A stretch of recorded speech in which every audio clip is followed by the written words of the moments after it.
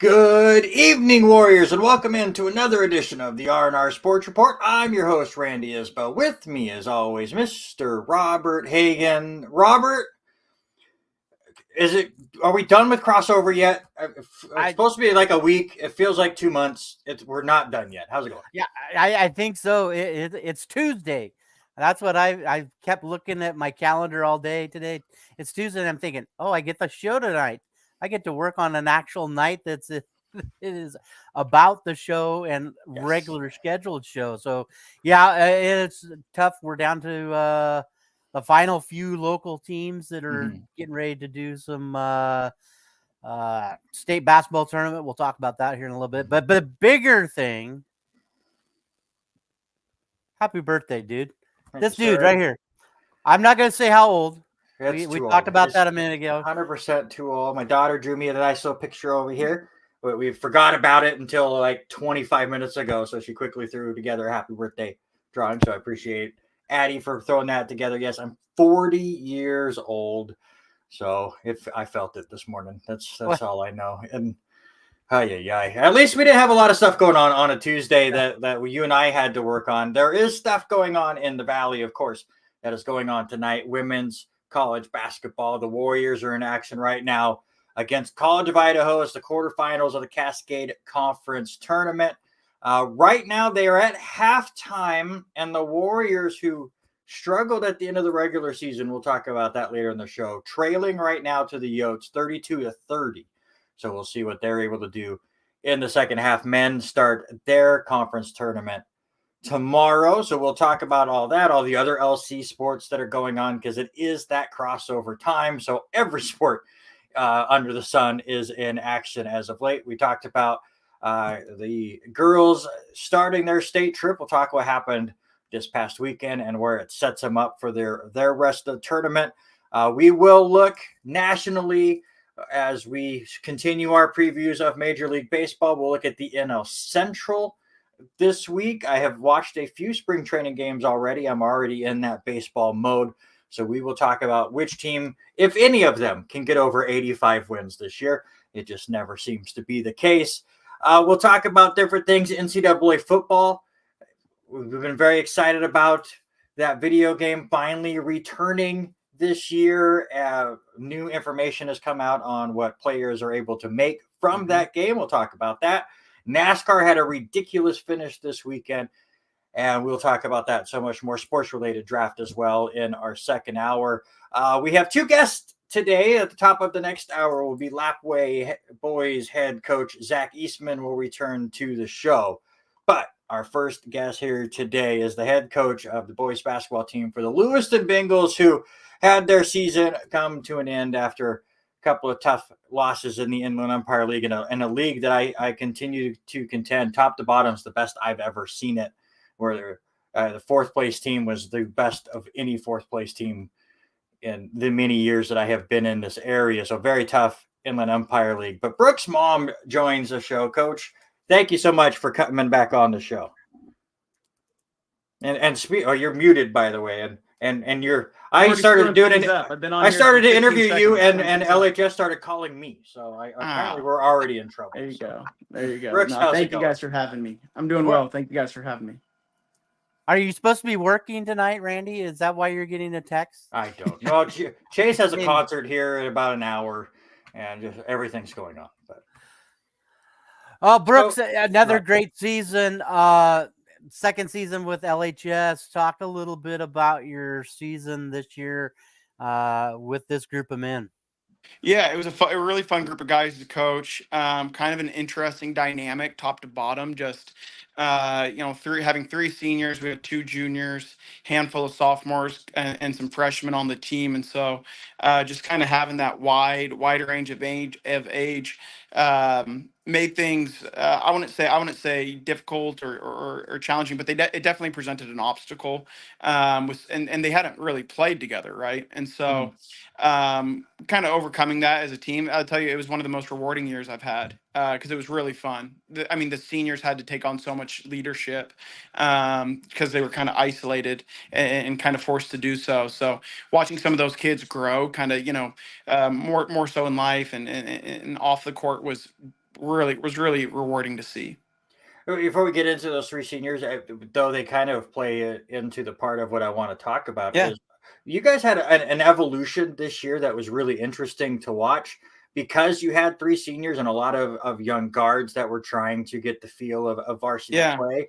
I thought Riley Gomez and Drew Hottinger were pivotal offensively for you guys for the first half of the year. Totally. And it kind of felt like things shifted away where they became more decoys, and the guards really started stepping up, especially Jordan Bramlett. Just talk about that evolution where you started to be able to trust some of your younger guards like that. Yeah. And I think more importantly, those younger guards started to trust themselves. Mm-hmm. I really believed in this team. I remember driving home. We went to Richland on Tuesdays in June. We'd drive to Richland and play a couple games. And on the way back, I remember getting our tails kicked one time. We went 0 for 3 and got our tails kicked. It wasn't close. And I just remember telling these guys, hey, this year at Christmas, we're going to be a really good team. Just give it time, guys. I said this year by Christmas, if what I'm telling you isn't working, we can jump ship and we can go in another direction. But I really believe in the guys in this van, and I think that, like I said, those older guys, I think they started to see, maybe not consistently, but they started to see little flashes from those young kids. And I think it kind of started around that Christmas time, in that Avista tournament. Some of those young kids had to step up. And they did. And I think that gave those older guys like, hey, we might be able to get this done with the team we got, with the guys in the room. And from there, I think that those guys started to trust themselves a little bit more. And I think we started to make a little bit more shots, so we didn't rely on those big fellas to go board it as much and clean up our mess. We started to make a little bit more shots. Jordan Bramlett had a great second half. He turned it on. First round of the Avista, he turned it off and didn't look back. Royce Fisher had a good Avista tournament, and that kind of set him up. Jordan Walker the same way. Dre Torpy had some good moments in there. Hepburn had some good moments in there. So those young guards kind of figured it out, and those big guys they kind of held down the fort as long as they could, and they held on just long enough for our young guys to kind of step up. So it's fun to see.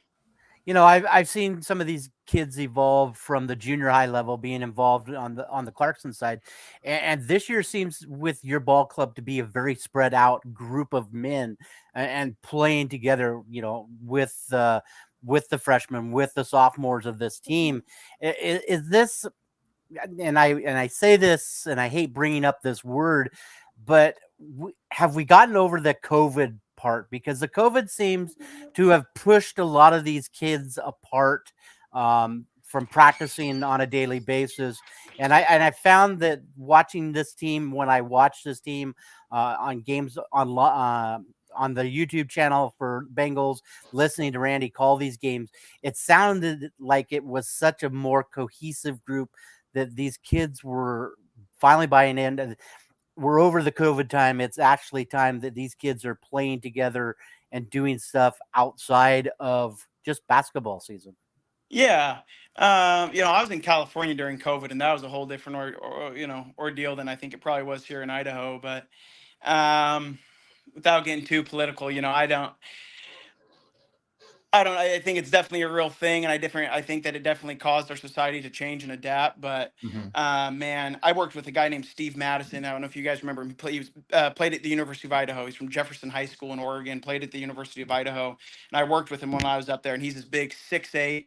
It was years after he got done playing, so he wasn't at his playing weight. Probably 250-pound guy. And you guys both know me. I'm what, 5'8", $170, soaking wet, right?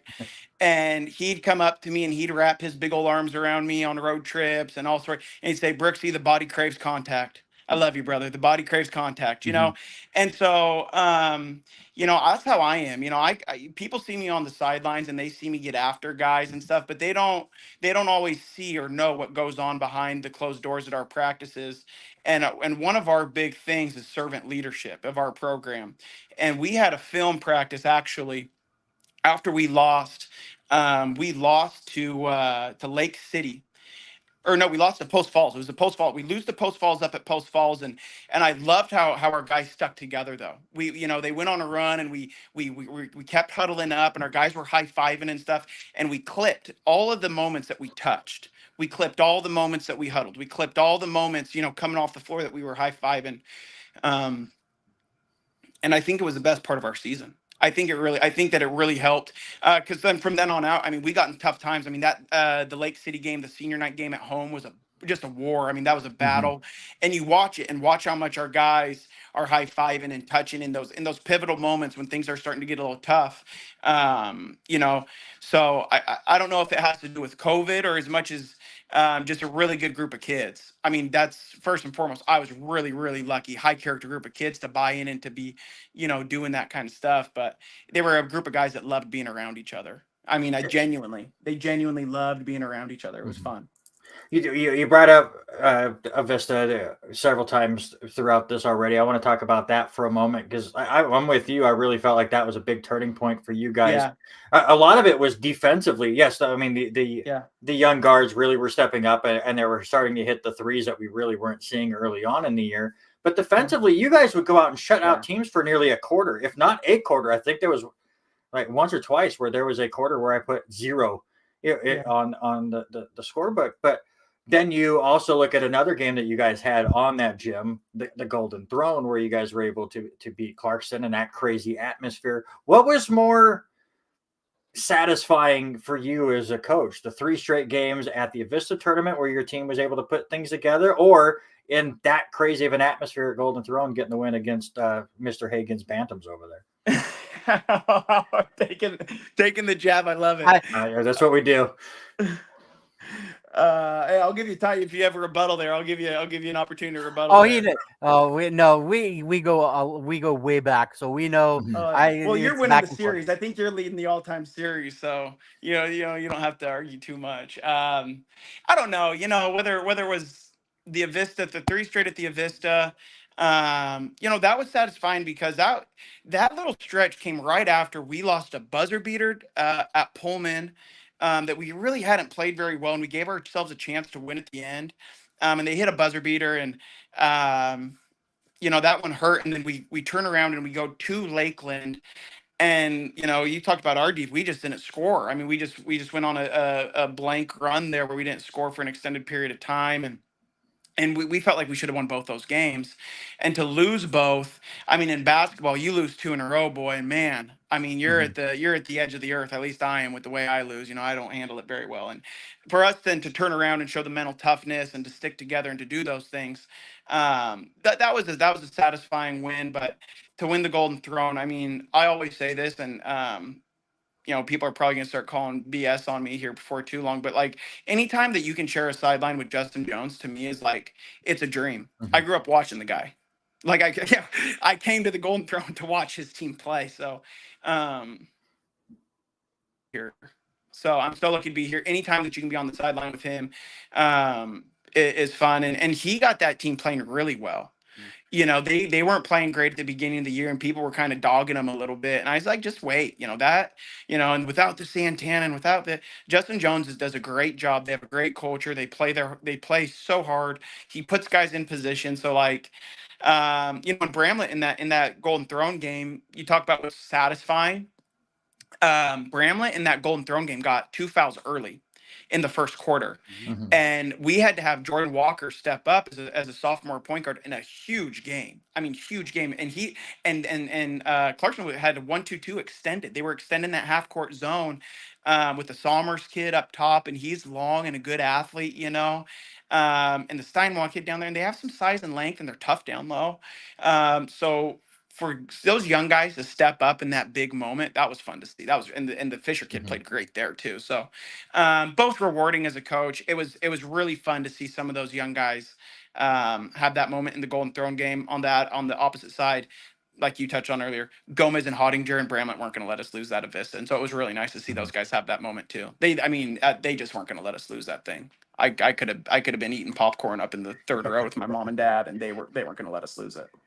Yeah, speaking of your dad, he hung out with me during the Lake City game, that last game of the district tournament, and we had a couple of we attempted to have a couple of conversations. That Lake City band is so loud, so we yelled at each other a little bit. But just jump ahead to the end of the year, the senior night game against Lake City that you said it was a complete dogfight. That was a really fun game to call, especially with all the implications of the point differentials and stuff. Totally. Did you guys have that all broke down, ready to go? Because it seemed like Lake City knew exactly what that number was, and they kind of played towards that. And it was a little different for everybody. So based on where you were in the standings, that's how much you had to win by.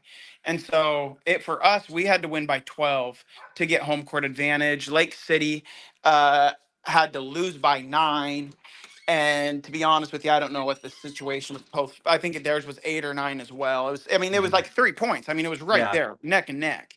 And so we had to win by 12, and it got to that last. I think there were 11 seconds left when we got the ball, and they called the timeout. Actually, they just got an offensive rebound and scored it.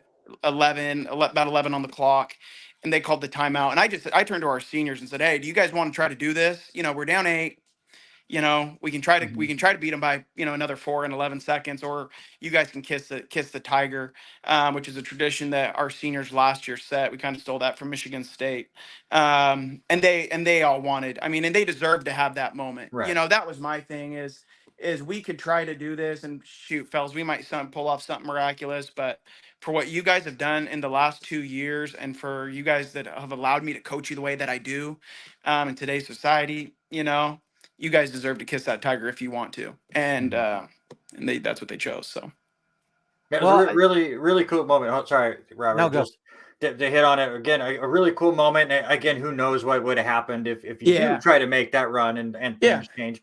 Because to me, the M&M, I brought it up a couple times. The IEL was extremely tight. Coeur d'Alene was able to stay undefeated through league play. But just talk about how intense every single one of those conference games for you guys, because this was the last time you're going to be at that same level as these three schools, at least for the time being. Yeah, for the time being. Yeah, exactly. It's always intense. I think every league, no matter what league you're in, it kind of has those rivalries intertwined. And in a league where you only have 4 teams and you only get 1.5 bids, it makes every game so much more, crucial. You can't really afford to slip up in one here. So you look at, you look at the home and road win-loss record of teams in our league this year, and it's like almost every single home team won, I think, outside of Coeur d'Alene. Those were the only Right. losses. In Coeur d'Alene, they squeaked some ones out, and not in a bad way. I shouldn't have used the word squeak, but because they handled us pretty well in the district tourney game. But our first game up there, we only lost by 9, and it was 52-40. I mean, it's right there. That you watch some of those Lake City games, and Lake City has had their opportunities, and same with Post Falls. Post Falls, I felt like had them beat at Post Falls. But that's the way basketball goes. It's kind of a fickle game like that. You miss a couple and they make a couple, and that's Coeur d'Alene's strength this year is they're so deep, and they're experienced. They're the Wheeler kid's a stud. He's a junior. He's a stud, and he played minutes for him last year. Logan Orchard, we got done playing him. We got done playing Coeur d'Alene at home, and Orchard ended up with 6 points. And I remember Ron Level telling me this once. He had a kid, Cody Morgan played for Ron Level back in like '01 maybe at Potlatch, and they had a really good team. And he walked off the floor and he said, it's not very often that the kid who scored 6 points was the best player on the floor.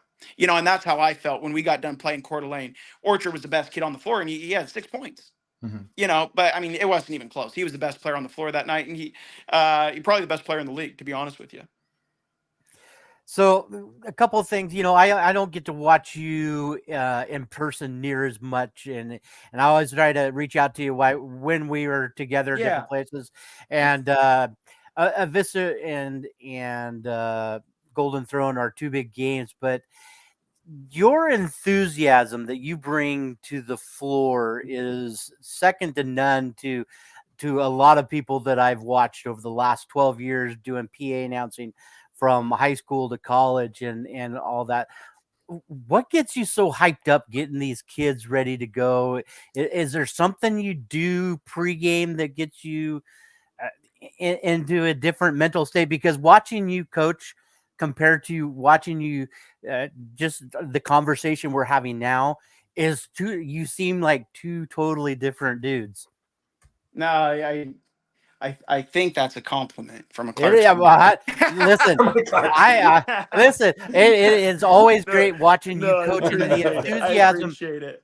Well, even the bantering back and forth, between Vista, back and forth with you and Justin on a couple of play calls with officials. It's enjoyable to watch you two kind of back and forth with it. Yeah, I appreciate that. But the enthusiasm is second to none to some of the people I've watched coach. Yeah. Well, I appreciate it. I think, I think you kind of are who you're raised by, and you look at kind of how I've been throughout I was kind of born into it a little bit. My dad, and he was kind of known for, I think, a little bit of the same thing, just very intense. And I don't think about it, to be honest with you. I mean, shit, half the time I might black out, I don't know, but he was kind of like that. And I played for Coach Rhineland at Walla Walla Community College, and he was certainly like that. And, Coach Verlin, when I was at Idaho, he was like that, definitely. And he was raised by Big Stu Morrill, and Stu was like that. Right. And so you kind of look at the pedagogy of the coaches who I've been around, and the guys who I really look up to. All those guys I mentioned, I really look up to. My dad, Coach Ryland, has been a rock for me in my coaching career.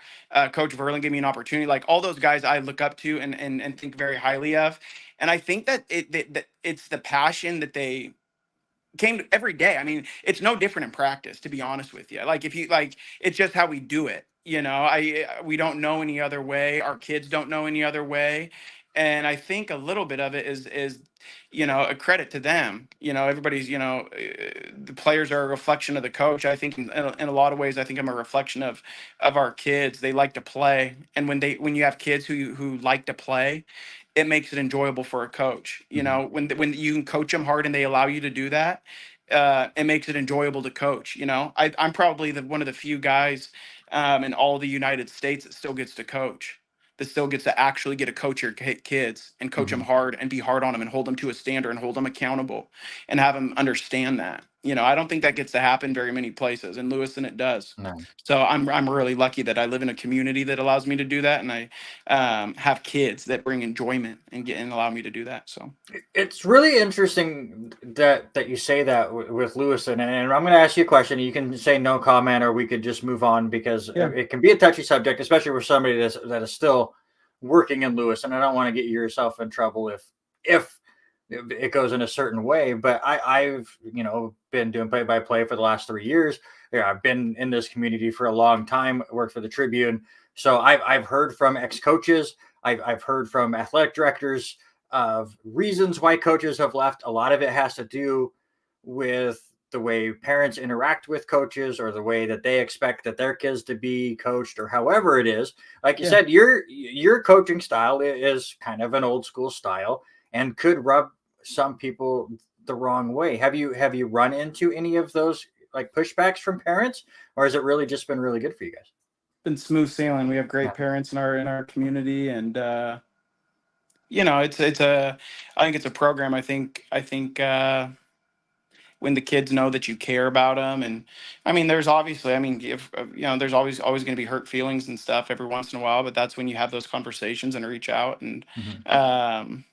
mend the wounds. And I just don't think, when Bob Knight died, Steve Alford had a great quote. He had a great quote that was talking about how there's no growth without a little confrontation. And they were talking about the NLI stuff. And he goes, the worst thing is I don't really even get to coach these guys anymore. Bob Knight in all of his years at Indiana, he had one NBA All-Star. And everybody talks about how great of a coach and all those teams. But he had one guy that went on to be, he had a hell of a lot of doctors and Mhm. coaches and teachers and stuff like that. And so, um, but Alford was talking about that. It's more important to hold a standard and have them be accountable and do those things and have it. And once you're done with it, you can look back and say, man, that was hard. Playing for coach was hard, but man, what did I learn? Mhm. How, and you know what? It's funny that I'm on this and we're talking about this. You asked that question. I was talking to Drew Hottinger today. Drew Hottie's going to go on a visit to Walla Walla Community College, and we were talking about it. And I told him, playing for Jeff Rhineland, there were times where I went home and I hated basketball. There were times where I went home and I wanted nothing to do with it. I didn't want to see him. I didn't. And I looked back and I said, man, I stuck it out there for 2 years for one of the hardest dudes, hardest dudes to play for, because he holds a standard, Mhm. because he holds you accountable. And there's going to be times where you don't meet the standard and it kills you. It just tears you up. But that's part of it.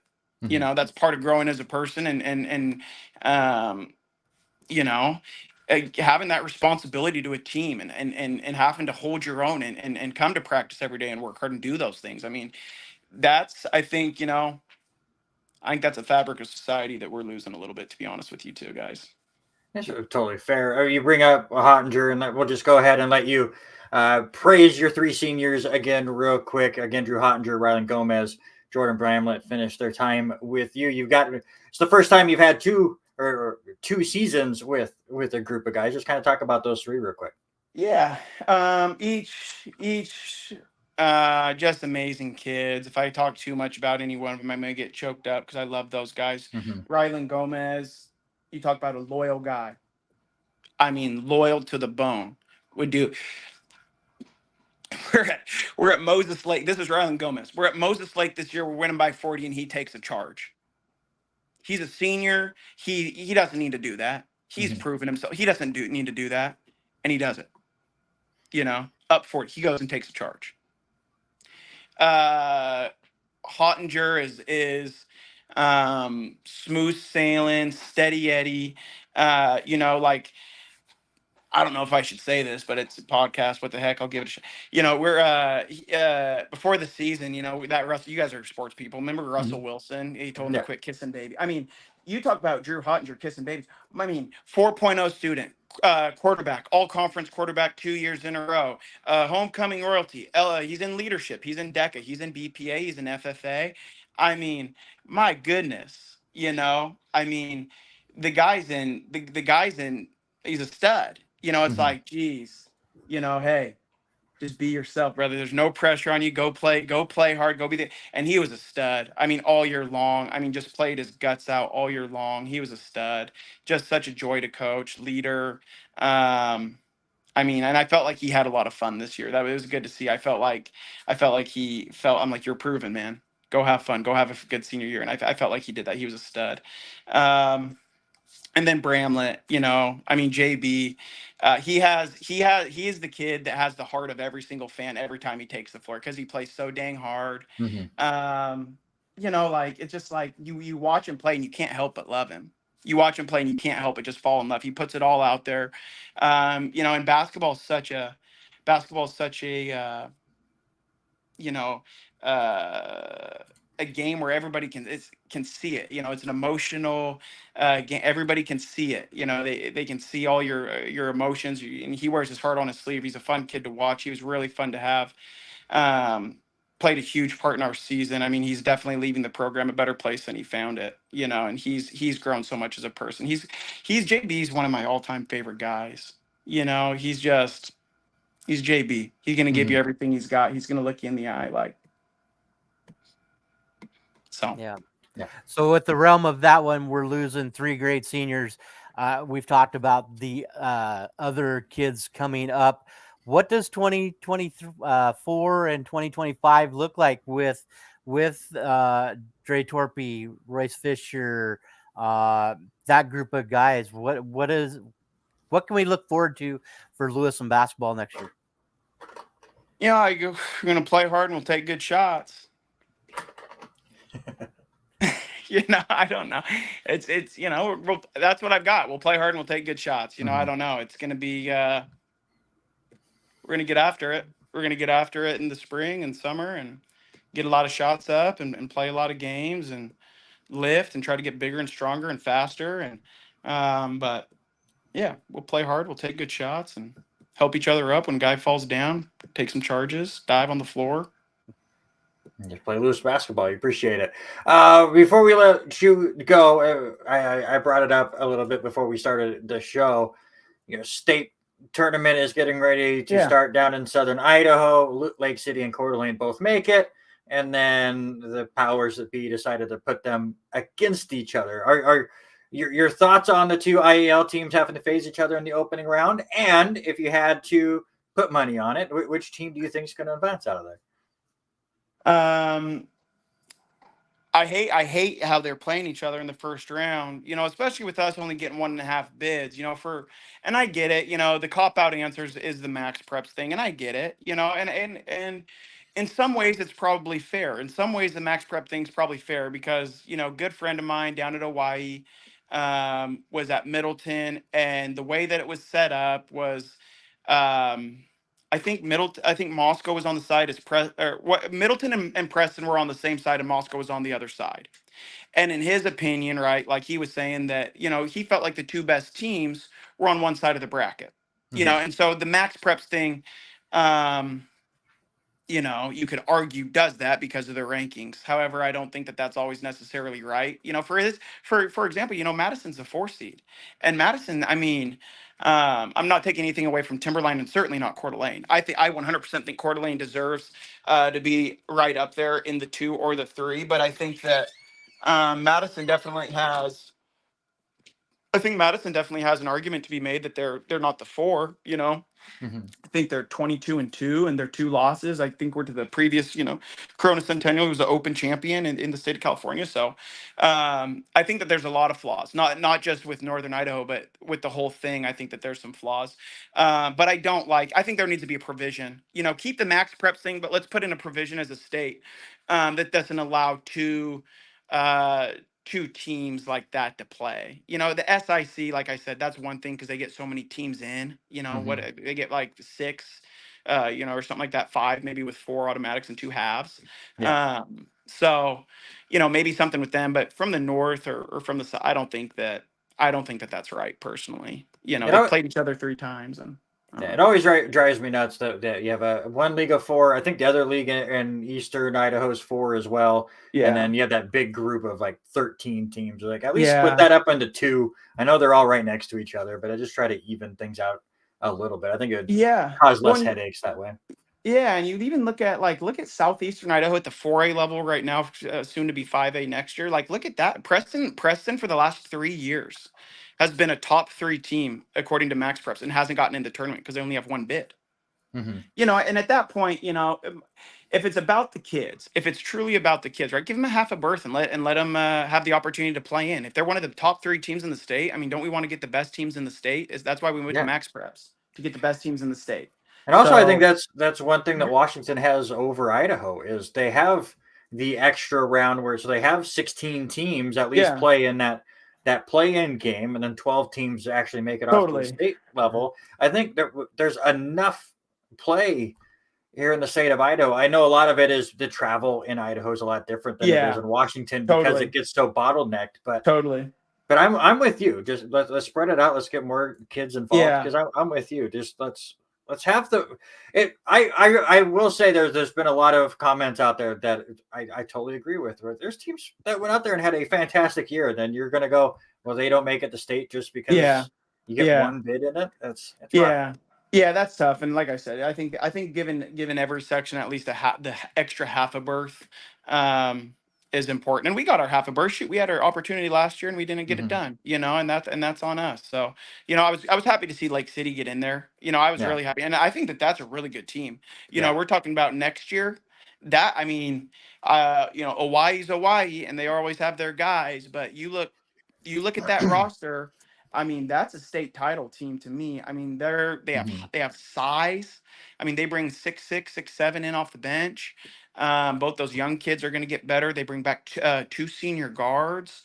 I mean, that's a really good team next year, I think. Yeah, Jordan Carlson, I was super impressed with the freshman in there for Lake City. Didn't have a big game against you guys the first time, but really stepped out on senior night and then in that district tournament game. So I was really excited to see if Lake City could make a run because I felt like they kind of had that same growth as you guys had as far as they struggled early on in the year and started to find themselves. And I Yeah. hate that they're facing Coeur d'Alene, like we've said, but you know, who moves on, do you think? You've played both of these teams 3 times each. Coeur d'Alene and Lake City on Thursday night. Who's going to advance? Yeah, I mean, anytime it's hard to beat anybody 3 times in a row, right? So I think statistically, you kind of have to say Lake City, but I mentioned his name earlier in the podcast. I think Logan Orchard, what he brings to the table, not just offensively, but just like defensively, the calmness that he brings to that team. A lot of the Simmons kid played quarterback in a state title game earlier this year, which I think bodes well for him. Lake City's so dependent on the 3-point shot, playing in that arena. First game, portable hoops, deep backdrop. I'm probably taking the Vikes. I'm probably going to take the Vikes. Be So, excited to see. I'll definitely be tuned in to all of that coverage down there, see how things go. But Brooks, man, I appreciate you. thank you We guys for always having me. slot 15, 20 minutes for guests. We went almost 40. It didn't even feel like it. I appreciate chatting with you, man. Yeah, thank you guys. I appreciate you having me on.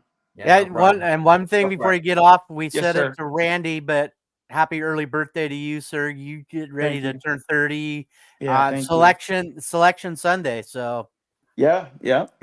Thank you guys both. Happy birthday Yeah. to you, Mr. Okay. Isbell, and Appreciate it. Mr. Hagan. Happy early birthday to you, brother.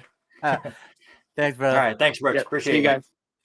That is Brooks Malm, head coach of the boys basketball team for the Lewis and Bengals. Always fun to catch up with him. Was hoping to catch up with him on his way to state, but Inland Empire League was really, really tough. And Lewis and Bengals did everything they could, just fell a bit short. Speaking of state, wrestling got done with their state tournaments in Idaho. Yeah, it's been crazy following this and a lot, but you got a senior in Hoyt Voss that has played unbelievable. He used to wrestle at Lincoln. I followed him. We got to follow him a lot over the last few years, but comes back with another championship, his third championship down, and this year the 132-pound weight class. So congratulations to him. This is Lewis and Bengal there.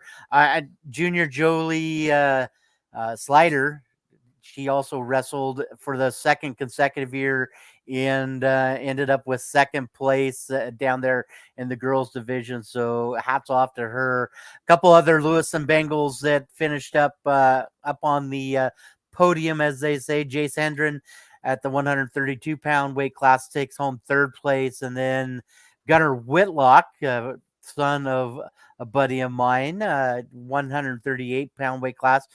He comes out in sixth place. Bryce Cuthbert, watched him at the Golden Plunger, unbelievable athlete.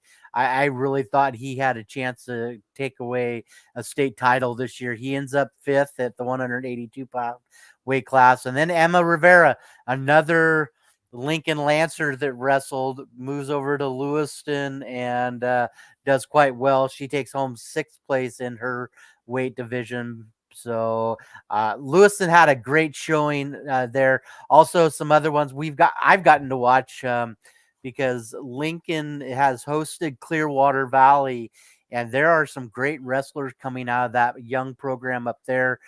Senior Bass Myers comes away with his first 2A title, so congratulations to him.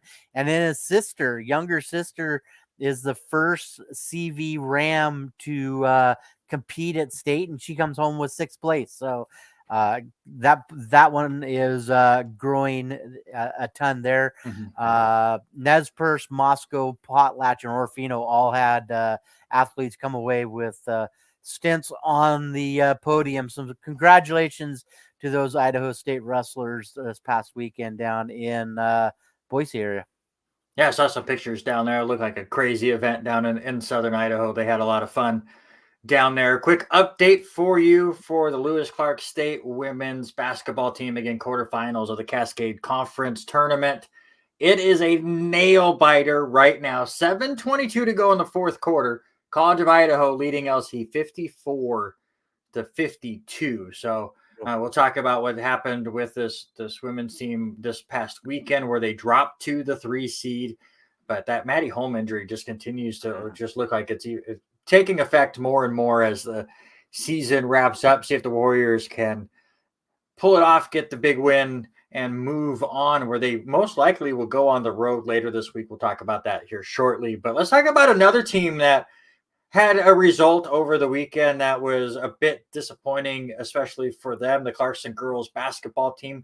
I was able to listen to the broadcast on Saturday, and it just really felt like the Bantams against Prosser just could not get anything going offensively. They were missing everything from beyond the arc, and they come away with their first loss. They dropped to 23-1, but their season's not over yet, right, Robert? Right.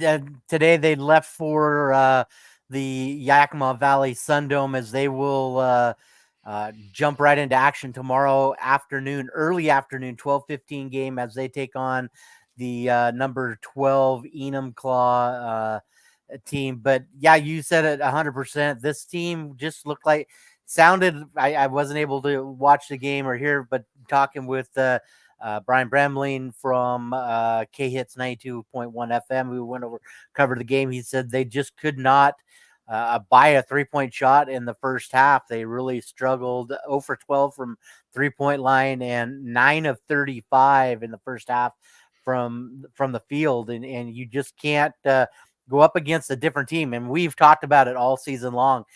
GSL is the weaker side, and you get into that CWAC group, and they had some bigger girls in that one. And so for the game, they clean things up a little bit more. But, the tough part, you go 6 of 14, 6 of 14 for total free throws in the entire game, hitting one in the first half. Also, to rely on that 3-point shot, it's going to be tough. And so the Bantams go, and they will play over there in Yakima, take on number 12 Enumclaw. Enumclaw right now, they're 16-8 on the season. They're averaging just over 54 points a game and allowing 37. And you look at the Clarkson Bantams are, I believe, we're right at 70. Last time I checked, 71 or 72 points per game. So it's going to be a different look for this Enumclaw game. So if the Bantams end up winning this one, then they will take on Archbishop Murphy on Thursday in a very early morning or another 12:15 game. Both these games are very doable, are very winnable. The sad part is, it's going to be tough getting into Friday's game. If they make it that far, they will face the number 2 Linden team, which has had an unbelievable year also. Yeah, and we'll see how far the Bantams are able to get during the state tournament. We'll talk about it all of that next week on our normal time on Tuesday night. Pete with a couple of really good comments as well. Yeah, Clarkson just felt like we talked about it last Monday where we felt like Clarkson possibly got slighted as far as the seedings went, not being one of the top 4 seeds at least. So you're playing a really tough team there in your opening round, and to use that as motivation and really push yourselves. And it felt like maybe Clarkson just came out a little bit too amped up and a little bit off their game. I thought Peter and Brian called a really good game. I was joking with Robert throughout that game, keeping you updated on what was going on. It's like Peter kept getting more and more excited at every 3-point attempt, and they just could not hit one. And I thought Peter was going to pass out with how excited he was getting on every attempt. Like, I'm finally going to be able to call one that goes in, and it just nothing went in that first half. So good luck to the girls while they head over for their state tournament, see what goes on there. A lot of teams in the area have big games. Colfax will be in action on Thursday early on, 9 a.m. in the 2B region. Just kind of looking through some of the stuff that Robert posted. West Valley also in action as well in the 2A group as well. So a lot of really fun action to keep an eye on. What WIAA is where you can go to find all of those results. Not my favorite website, but once you get to the tournament time, it seems to run a bit better. I think there's a few more people running it, and so they're staying up on it. As I was trying to get stats from this past weekend, and as Pete and Brian were able to get, I love tournament time because WIA does do what Alicia does for us as Warrior stuff. At every timeout, we get a new sheet of paper of what's the current stats at, and so it was kind of funny going back and looking at box scores. The box score that kept coming up for that game was not that game. It was a Cle Elum game. And so I did look, they already have box scores set up so that they are going to be a big go for the for starting things off first thing tomorrow morning, 9:00. So they are, again, it's a good website. I'm just teasing for sure. Just like I tease IdahoSports.com for being ran by hamsters, because that internet that's the slowest website I've ever been to in my life. Yeah, and the other part, and you talked about it, and Brooks brought it up there a few minutes ago, is that at how now a percentage of those guys with their seating comes from max preps, and I found out from GSL totally went away from max preps, have nothing to do with max preps anymore. GSL will not use anything for any kind of information from them. So it's interesting, just the different changes and things that are going on in high school sports. Update from the P1FCU Activity Center. The Warriors are on a 10-0 run over the last 4.5 minutes. LC now leads 61-54. 3:37 to go in that game. Callie Stevens leading the way with 22 points. Again, I will talk about it here shortly. Let's just talk about it now, shall we? If LC wins, they most likely will go on the road as they struggle to finish off the regular season. They lose both games to ranked opponents. They lose 76-61 against number 25 Oregon Tech, and then 60-58 in a really tough game against Southern Oregon on Saturday. Listen to Brian Danner called that game as well. I was playing in a poker tournament on Saturday, and I was having a lot of fun going from Brian and Peter calling Clarkson girls, and it just ended up perfectly where I just was able to flip over to a different site and listen to Danner call LC women's basketball as well. They do drop to third in the Cascade Conference, which meant that they were getting College of Idaho one home game for them. But if Southern Oregon and Oregon Tech both win their quarterfinal games, and I'll try to look up scores here shortly for that as well, if LC wins, they would go on the road, which is disappointing there. They would face Oregon Tech. I believe, yeah, Oregon Tech is the 2 seed. So they would go back over to Oregon Tech, Oregon Tech dominated them in that game. LC just felt like they were completely off. That was a big weekend for the Warriors. Just came up a bit short for them.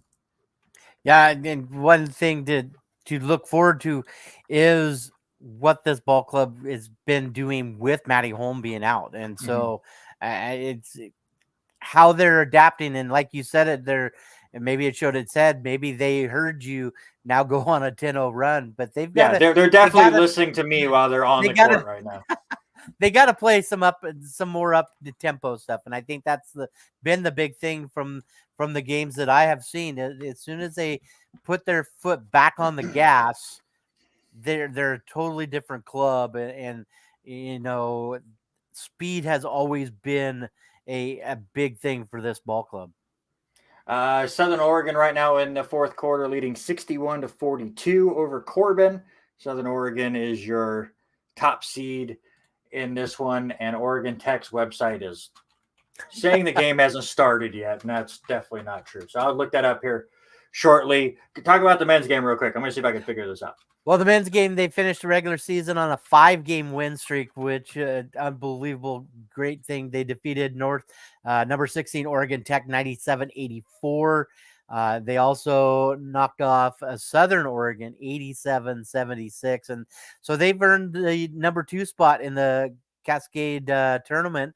They'll host Eastern Oregon at 7:30 tonight. So just immediately following this game that we're covering now, will happen.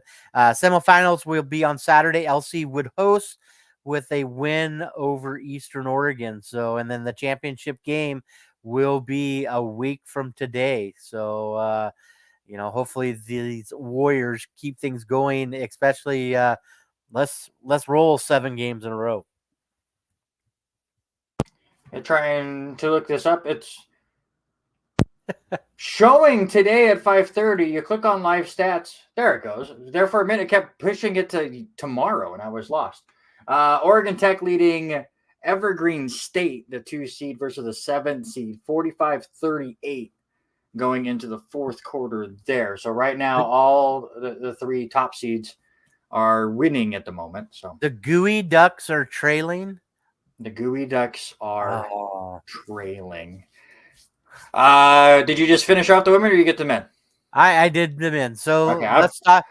That website made my brain stop. I'll just say that real quick. Let's move on to some more LC sports here real quick. And I was extremely busy this week. I write the recaps for the tennis teams, and Kai Fong has decided that there were 5 tennis matches this weekend. We have a men's team and a women's team.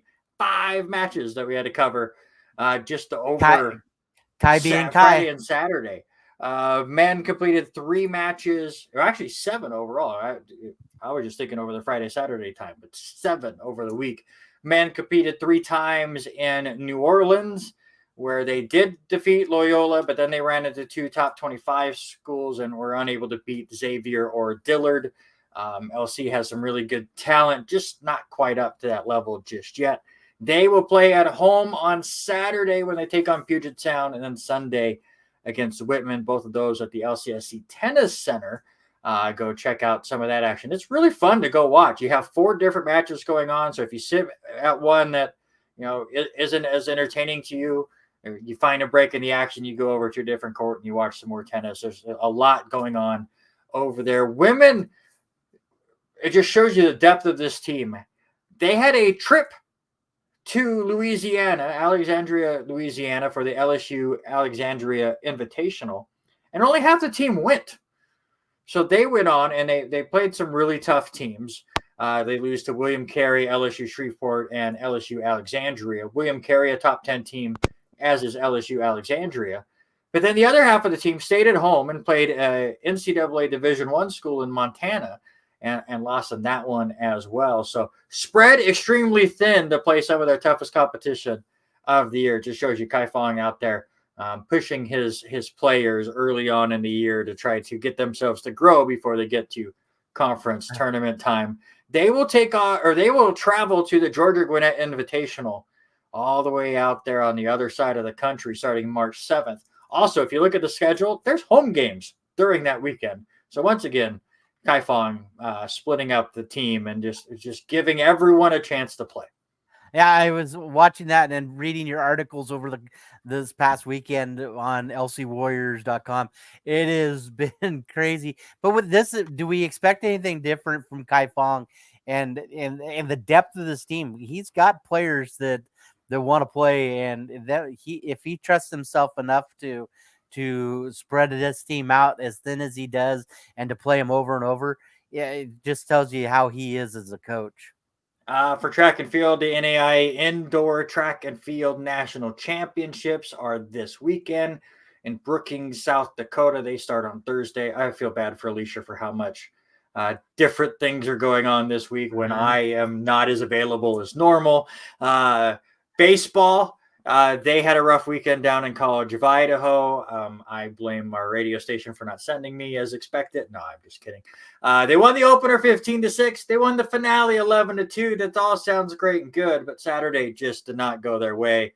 They lost both those games, first 5-4, then 14-5. Not what you expect from a Warrior squad that I was really excited to see, especially offensively. They just had just an off day, though.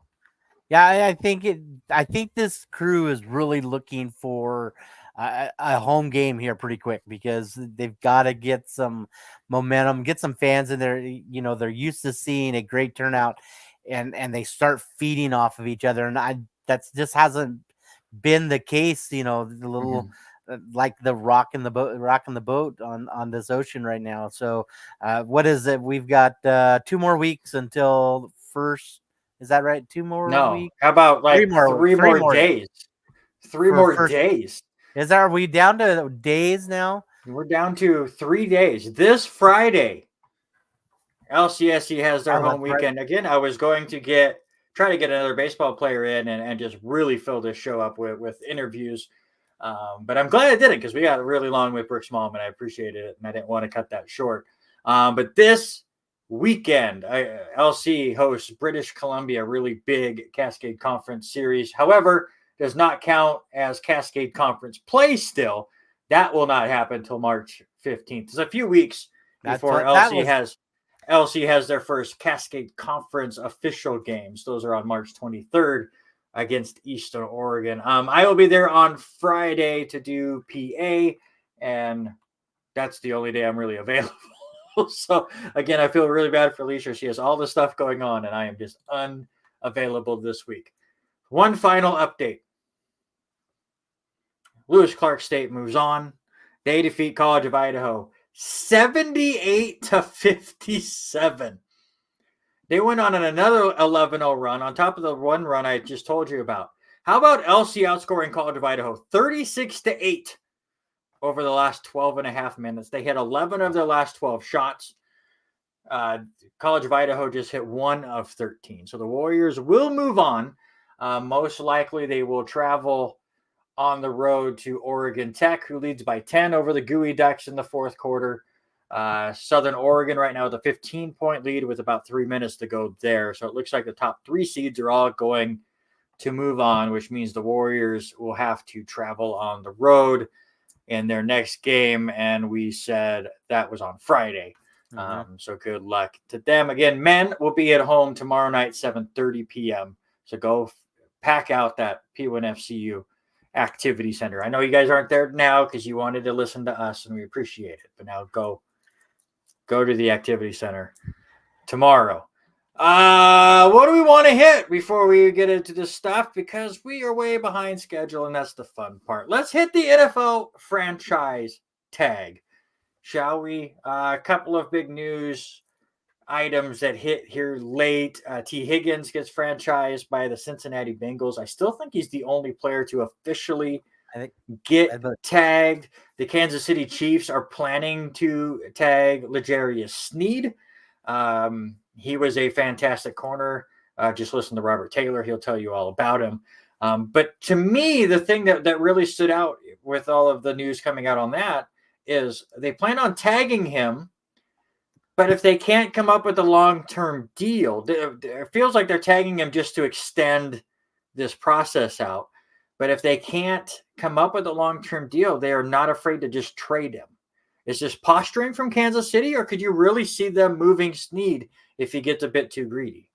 I don't see them moving away from him. I mean, he's been, as our buddy Robert Taylor has talked about. He was pretty much that whole feeling, the energy behind that backfield, and I don't think they get rid of him that easy there. But I've not heard a number. What kind of number is he looking for? I mean, that I think that's the bigger question is what does Andy Reid want to do with that number? Do they feel like they could do it with Steve Spagnuolo and changing the way that whole crew has played this year, has stepped up, especially the way that team started out. We were selling on them very early in the season, and they proved us wrong towards the end of the season. So I don't think they part ways with him that fast. Other news that's kind of come out, there's a lot of teams that have already just came out and said we are changing our position at running back. Giants saying Saquon Barkley, they're going to let go. Cowboys with Tony Pollard. Derrick Henry, we already could kind of tell he was leaving Tennessee with the way he kind of waved goodbye at the end of the regular season. Josh Jacobs with the Raiders. Austin Eckler with the Chargers. So all of a sudden, the halfback free agent market has just ballooned up. Is it going to be too many cooks in the kitchen and nobody's going to get a lot of money? Are they all going to try to wait each other out? What do you expect to see come March? Yeah, they brought it up on listening to Greenberg this morning on the show, and they're still bringing up the information from last year. Of these running backs not getting what they deserve, and I see that. But a lot of these teams are only banking on these guys for 1 or 2 years, and so which is the expectancy of handing the ball off and getting pounded on. Talking from a Baltimore Raven fan, J.K. Dobbins, a guy that has been so injury prone over the last couple of years, but when he's played quite healthy. But how much longer does Baltimore hold on to him, especially when there's a couple of running backs that you mentioned that have made it clear that they want to play for a contender? So, right. Or is it my team just cursed with the running back position since? Man. They all go down there. We talk about it every offseason. It's like if the Ravens could just get one just top-notch running back and make it a duo with him and Lamar, and then it'll open up the passing game for Lamar, and then they go out and get somebody and they look great, and then they get hurt. And it's just so on and so forth. So we'll see what happens there. Good news for those running backs and every other free agent in the National Football League. How about that salary cap jump here this offseason? $30.6 million is the salary cap jump from last year to this year. Just shows how much money the NFL is creating where they can make that big of a leap. Now, obviously, you look at some of the teams like Kansas City that already has paid Patrick Mahomes. And again, Robert Taylor will tell you how amazing that contract is and how team-friendly it is, which obviously it's working. But those teams that we thought could be in cap struggles all of a sudden get relief. Other teams getting ready to pay some of these players now have the room to do so. What kind of crazy contracts are we expecting to see here soon? Well, and that's the ones that I'm starting to wonder about, especially with all the news has circled around Dak Prescott about him becoming now the next biggest paid person. Where are these guys? Yes, they make a ton of money, but where are these guys gonna? I don't know how to say this without being mean, but I mean, how do they just? Are they just going to keep raising rates at some of these places to the point that they've got to keep paying for it? But over the cap, I think we have almost $16 million in cap space. So after doing the Lamar being deal, the Baltimore Ravens, yes, for people that don't know. I know that's your biggest pet peeve. No, not even saying that you're not part of it. Like that's a whole nother thing. And I that drives me nuts too. But as far as so they know what team you're talking about. Right. You're And wearing so, Cougars gear down here. The Cougars yes, have far more money than that. yeah, and so you look ahead, you got like $16 million in cap space, but I'm curious what some of these other teams that are higher up the list on draft night, what they're gonna do, especially looking at their cap space. What like teams like Chicago, do they move away and go for a Caleb Williams and draft him, move on from Justin Fields because knowing that you're going to eventually have that cap space. It's going to be an interesting year now that big bulk has jumped up. While we wait for Zach Eastman, who I just checked to see if he had looked at the link that I sent him, and he hasn't. So he's a busy guy for sure. So hopefully he is still able to get on tonight as expected. We'll kind of go through some of the other stuff we looked at the money in the NFL. Let's talk about the money in college football, which is never usually it's not a positive story, as it continues to change the landscape of college football, whether it be these television deals that get astronomically high, the NIL deals that even Brooks talked about at the beginning of the show. But the news came out, obviously, EA Sports finally bringing back the NCAA football franchise, which I'm very cautiously optimistic for, because if you've played Madden, you know that EA Sports has killed their sports franchises. I, as an old school gamer, have a lot of the old PS2 EA Sports games back at their peak when college football was absolutely fantastic. All the recruiting stuff that you could do, all the extra added things that they added to the games. You go back, play the NASCAR games from the PS2. Like EA Sports cared then.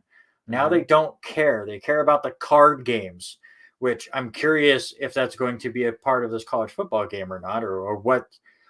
That's why I'm cautiously optimistic for this college football game, because EA Sports is all about microtransactions now, not the quality of their football game. But it did come out that EA Sports able to bring back college football because of these NIL deals. They are able to pay these players for their name, image, and likeness, and have the most authentic college football game of all time. Because before, and the reason why they got in trouble was Vince Young would be on the cover for their football game, but it would be after he graduated, and then they could use him as their cover athlete. However, when Vince Young was in college, I forget what his college number off the top of my head was now, but you would have his number in the game.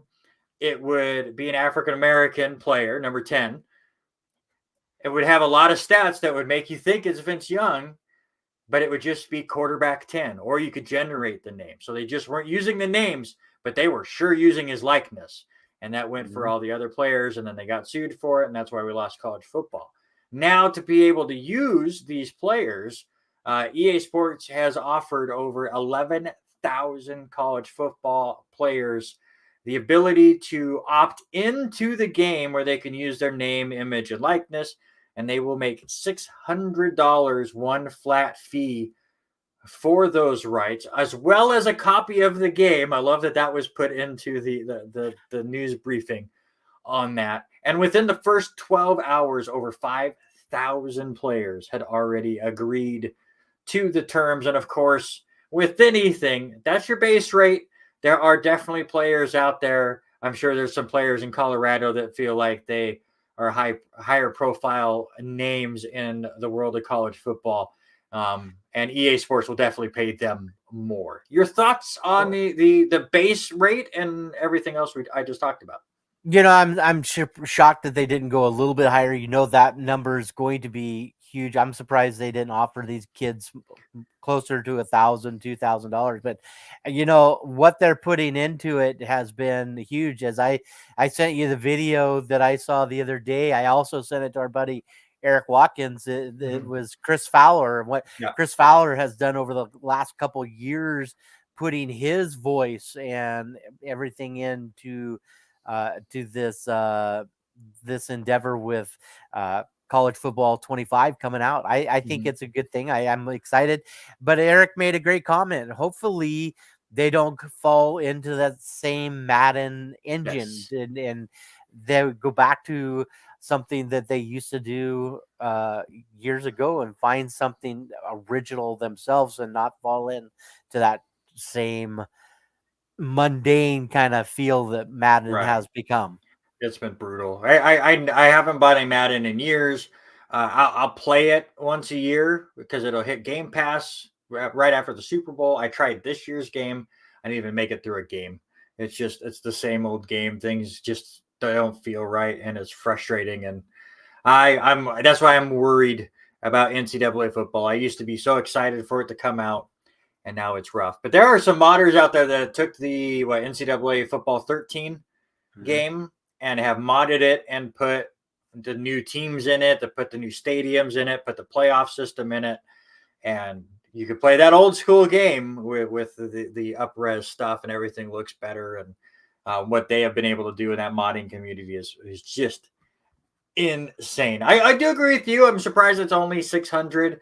But I did hear an argument that totally makes sense. None of these players are going in and getting their face scanned. They're not doing any extra work. It's just, hey, can we use your name and what we believe your stats are?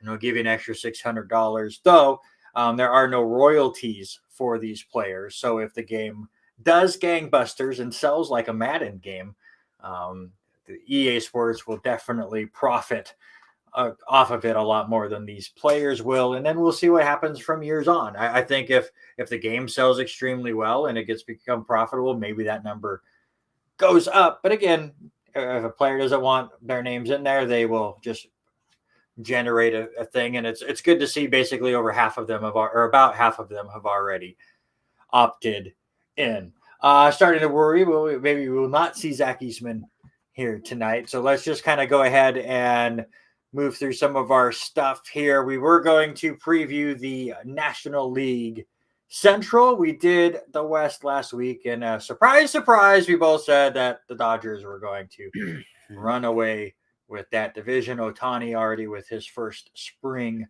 home run of the season.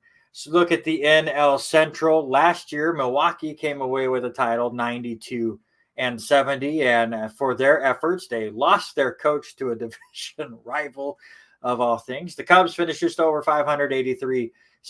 Reds also over 582-80. Pittsburgh went 76-86, and the St. Louis Cardinals were shocking as a 71-91 team. They were my team for last year.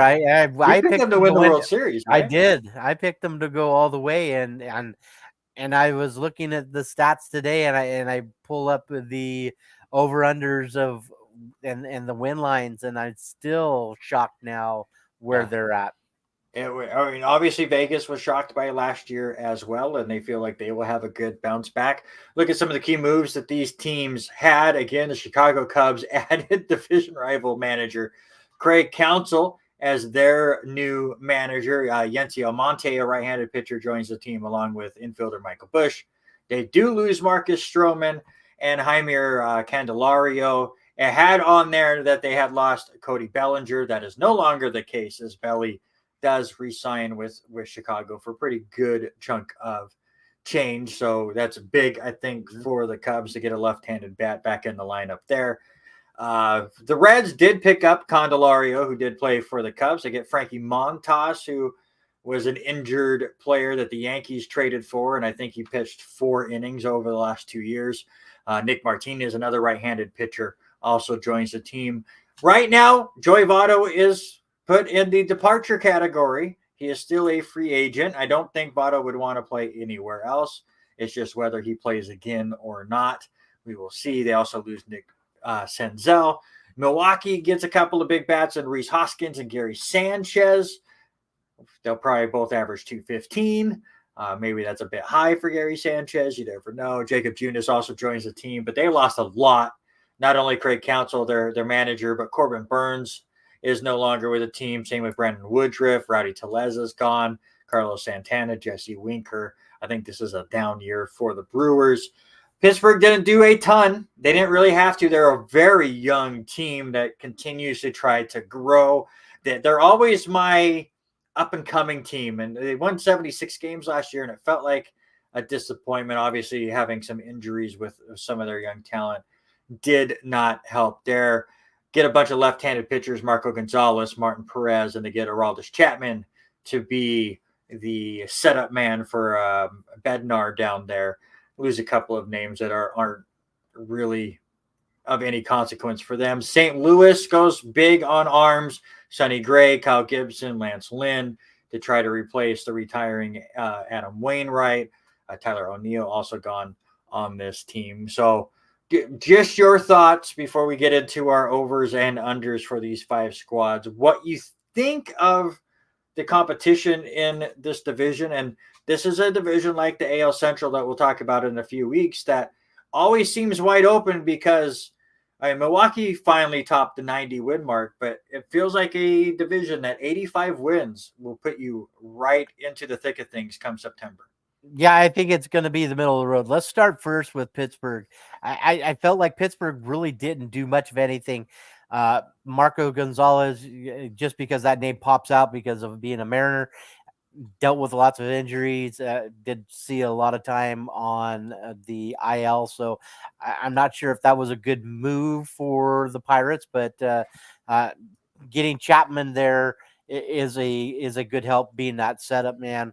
As far as the team that did lose the most, and I think it's Milwaukee, do they have near as much of a downtime? I don't know, but gaining the bat of Hoskins, I think he's going to be a little bit better than what you're saying. I'm not sure about Sanchez. That one is that question mark, is the big question mark on the added player on that team. But losing Burns is going to be huge, and a guy that has been there forever with Greg Counsell not leading this crew. I think that is a big thing. And we didn't really say it because he's not an ad, he's not a drop, but I think signing the contract extending there with Cody Bellinger is going to play a huge role with the Chicago Cubs. I think that Chicago is going to play. I think things now that they've got him signed, they've got him under contract, is going to really set the mood for this Chicago team. And I'm really excited to see what Craig Counsell does down there. Has been one of my favorite players of all times, and even now as a manager. So, and as far as St. Louis, I was on about them being that team last year. I am very hesitant to jump right back on board and take them to be that top team this year. They could be, but I'm 100% with you. I don't think it's going to be a 90-win division to get the title. Yeah, it might be a bit difficult to get there. Real quick on Gary Sanchez. He did hit 19 home runs in just 72 games with the Padres last year, but with a 218 batting average, because that's just what Gary Sanchez does. It'd be interesting to go. All right, let's get to our win total over unders. I took these numbers from Vegas Insider that takes them from a couple of different betting sites and adds them all together. I figure it's the best place for us to get our over unders here. Let's start with the team that finished in last place last year, but they have the biggest over under this year. That's the St. Louis Cardinals. Again, 71 and 91. The over under for them is 85.5. Do the Cardinals win 15 games more than they did last year? Yeah, I don't see it happening that many more. I'm gonna take the under, but I'm gonna be right about where they're going to be about 500 for the year. I think adding Sonny Gray is going to be huge. Lance Lynn be there. I think could really help benefit this team with losing Adam Wainwright, but I don't see it's enough to get over 85 wins. I'm actually going to say the over, but just barely. There's going to be a lot of teams that we say they're going to finish right about 500. I do think this is a 2-horse race as far as who's going to win the division, which means I have to have a bit of a gap from where I have some of these other teams in the NL Central. 87, 88 wins just feels like the right mark, I think, for the St. Louis Cardinals. They completely underperformed last year to the point that we hit the All-Star break They were in last place in the division, and both of us still thought they were going to make a run to make the playoffs. They had that much talent on the team, just could never get things to mold. I like some of the arms that they added, at least for depth. So we will see what they are able to do. So we split on that one. Chicago Cubs probably is one of the favorites, if not the favorite, to win this division.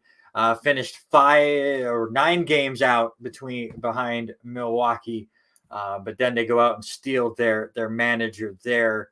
They won 83 games last year. They have them at 83 and a half this year.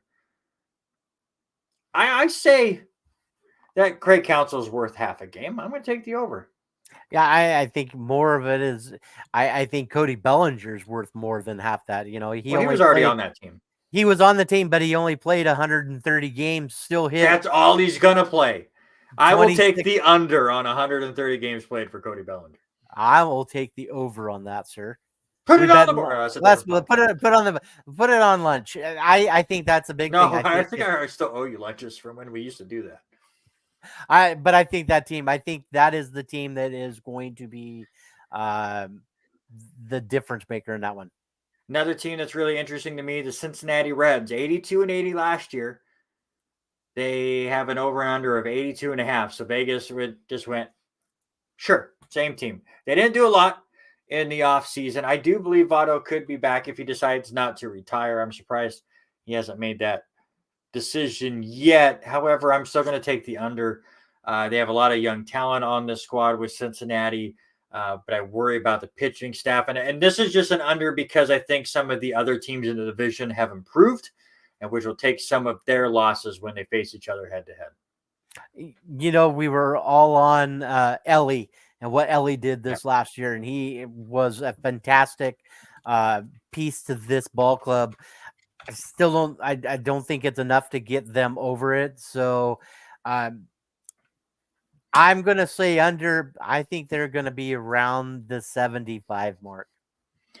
Milwaukee was your division winners by 9 games. They lost a lot of pieces, so much that Vegas has them at 75 and a half wins. I think that's too much of a drop.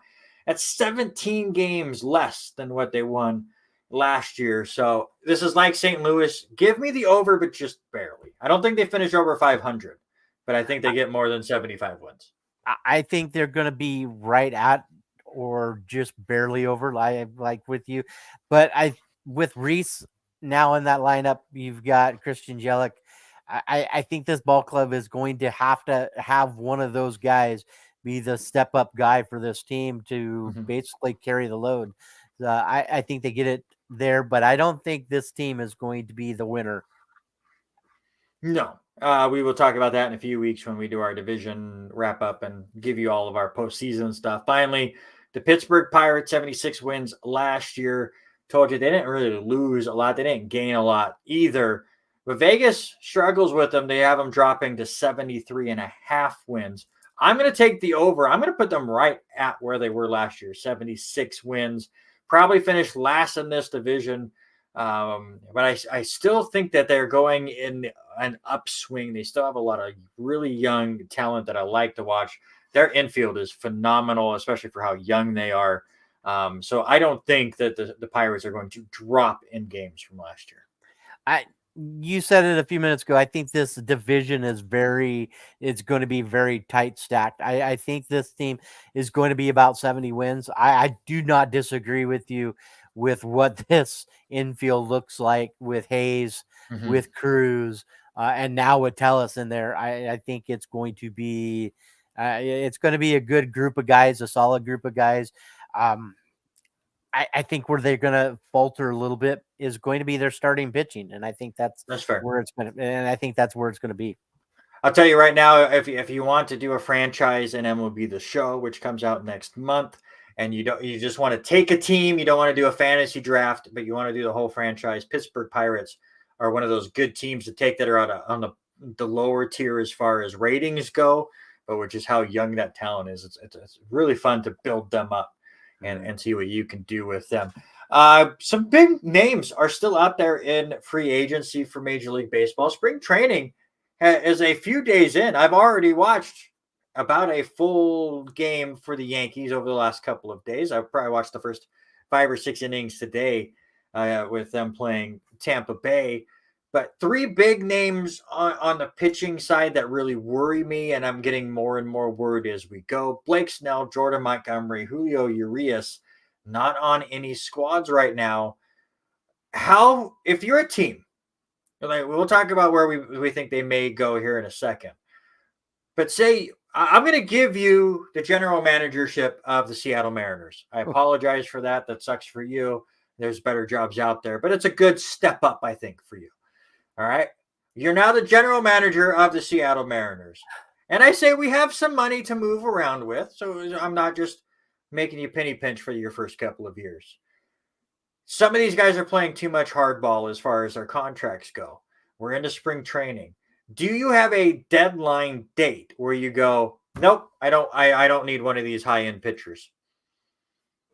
I would sure hope we would, and unless these guys are out right now going through the rotations, the practices, they've been throwing, but have they got into the spring training mode? As we noticed there last year, some of these players that did not get in at the beginning of with February and the first part of March, it was hard to get them going. I think if you're not signed on a roster, by I would say the second week of March, I don't know if I would want to gamble on one of them. That almost seems too late to me. I think if we hit March, I don't know if I really want any of these pitchers anymore. I know Blake Snell has been rumored with the Yankees, and they continue to have talks. But as a Yankee fan, I can just point out to Carlos Rodon. He really struggled last year. Part of the reason why is he signed late. He came in late. He tried to rush himself to get himself ready. He hurt himself in spring training, and he was just not himself the entire year. And as a Yankee fan, you hope that this year is a good bounce back for him. But that could happen to any of these guys where you can go out there and you can throw in your backyard, or you could go to a gym and you can go with your trainer and you can work out. It's not going to be the same working these simulated games, working these spring training outings, and really building yourself up the way the team wants you to build up. And then when you get there, you're going to try to want to prove yourself because you're going to get a lot of money. Like, these contracts are not going to be cheap because they waited until March. So I worry as a fan that these guys are going to sign big contracts with any team. And then this first year is going to be a complete wash because they're going to hurt themselves. Yeah, I could see it happening 100%, especially with Montgomery. But, who's going to take a chance? As I typed earlier, I said, I really feel like who's going to take a chance with Urias? I mean, with everything, do you want all that luggage? If you want me to have that GM note right now, as far as a Mariner, I would not want the headache that he has, with all of his issues. Yes, I understand that he has been righted of all of his charges that were outstanding now, but that doesn't mean anything based on years ago, with everything starting up back, was it 2018 or 2019 when he started getting into so much trouble? I mean, do you want that headache anymore?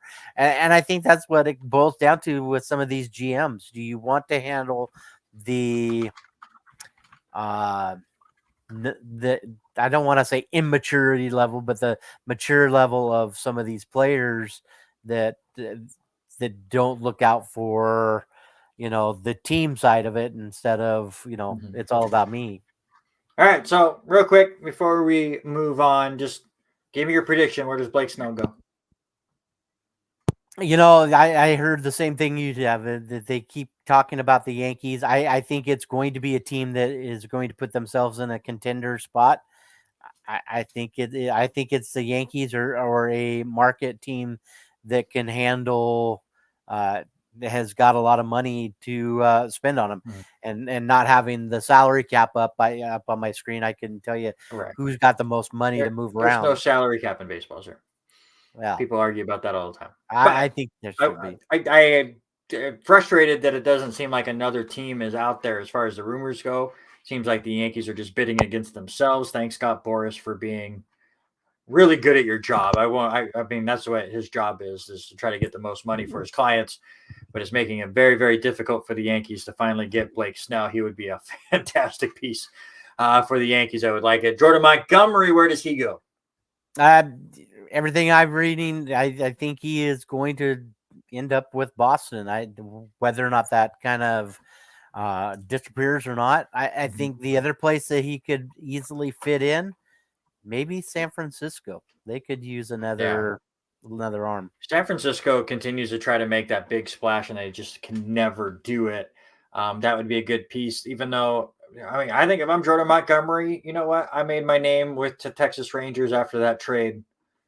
Go back there on a 1-year deal and prove yourself one more time.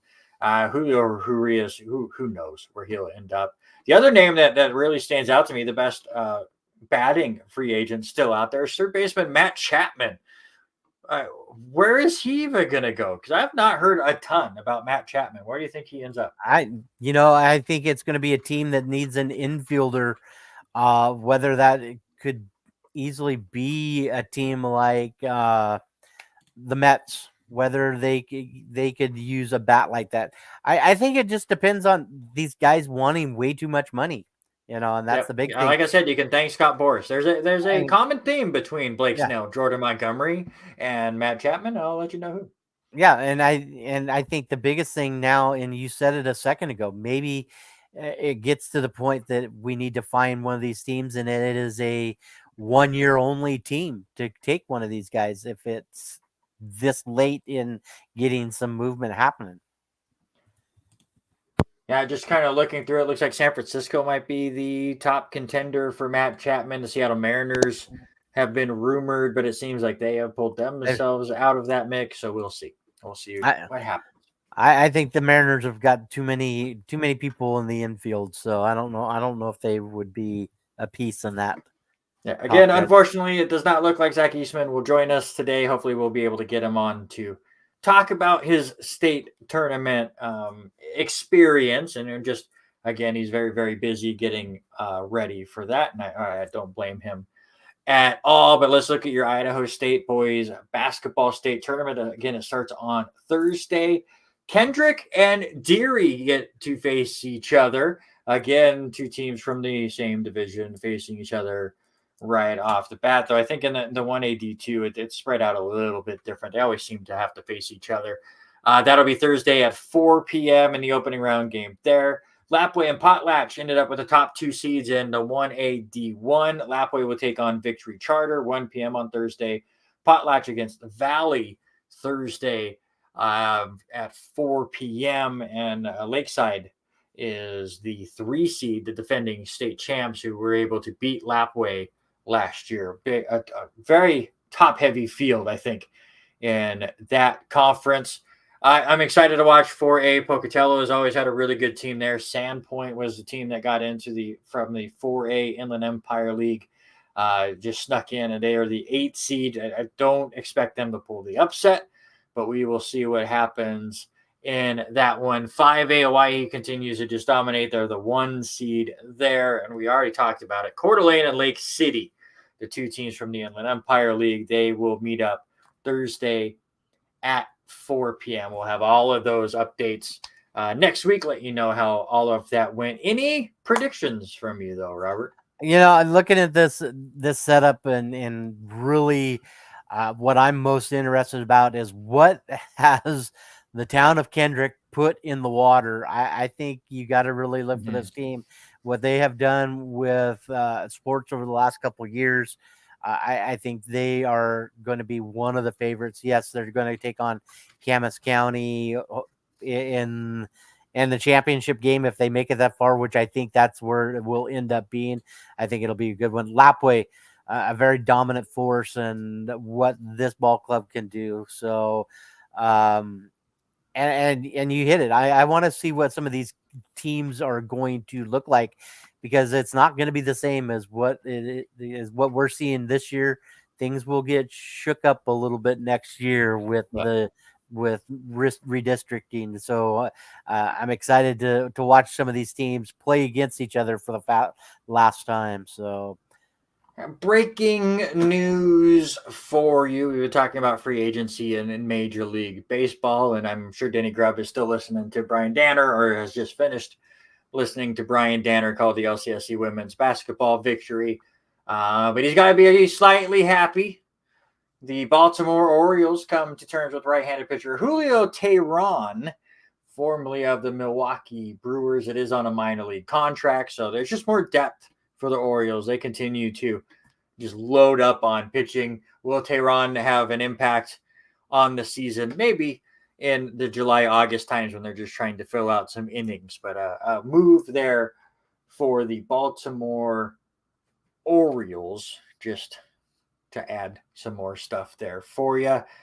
All right, let's get into it. Let's get to a sports-related draft, which I'm just going to come out and say right now, it is my birthday.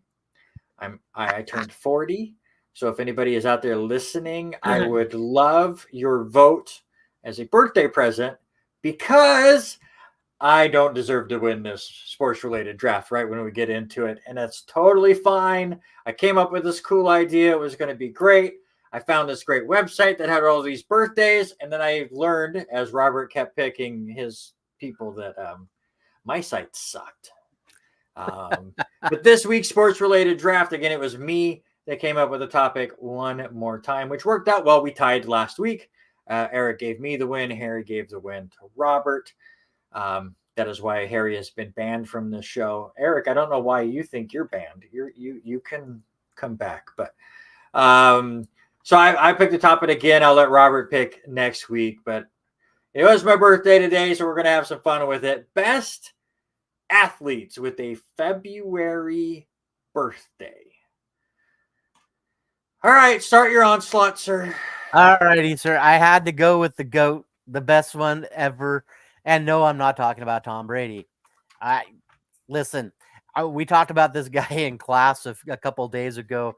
Yes, they keep bringing up the name. If this guy played this guy, listen, guys, we're in two different eras. You can't compare them to that. But give me Michael Jeffrey Jordan, 61 years old, had his birthday February 17th. So the GOAT, the best basketball player to ever play the game. Yeah, it's one of those things where you come up with a sports-related draft and you know the top pick's going to get taken, and then you just have to try to battle back from that. I knew Michael Jordan was going to be your first pick when this went down. For me, I went with what I still believe is the second best one that are on these lists, even though we have some fantastic names, especially that are on your list. But Bill Russell, we always talk about the GOAT between Michael Jordan and LeBron James. Bill Russell, before my time, I know you got to watch him a lot as an old man yourself. I'm not that old. But an 11-time champion back in the heyday of basketball. Again, it was well before most of us were able to watch, so it's not in the top of our minds.